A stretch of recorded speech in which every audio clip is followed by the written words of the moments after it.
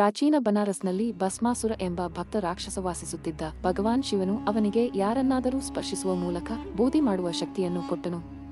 ಆದರೆ ಅವನ ದುಷ್ಟ ಉದ್ದೇಶಗಳಿಂದ ಭಸ್ಮಾಸುರನು ತನ್ನ ವರದ ಶಕ್ತಿಯನ್ನು ಭಗವಾನ್ ಶಿವನ ಮೇಲೆ ಪರೀಕ್ಷಿಸಲು ಬಯಸಿದನು. ಅಪಾಯವನ್ನು ಅರಿತ ಶಿವನು ವಿಷ್ಣುವಿನ ಸಹಾಯ ಪಡೆಯಲು ಸ್ಥಳದಿಂದ ಓಡಿಹೋದನು. ಭಸ್ಮಾಸುರನನ್ನು ಮೋಹಿಸಲು ಭಗವಾನ್ ವಿಷ್ಣುವು ಒಂದು ಯೋಜನೆಯನ್ನು ಹೊಂದಿದ್ದನು ಮತ್ತು ಅವನು ಮೋಹಿನಿಯ ವೇಷವನ್ನು ಧರಿಸಿದನು. ಅವಳು ಅತ್ಯಂತ ಸುಂದರ ಮತ್ತು ಮೋಡಿ ಮಾಡುವ ಮಹಿಳೆ. ಭಸ್ಮಾಸುರನು ಮೋಹಿನಿಯನ್ನು ಕಂಡಾಗ ಮೋಹಿನಿಯ ಸೌಂದರ್ಯಕ್ಕೆ ಮರುಳಾದನು.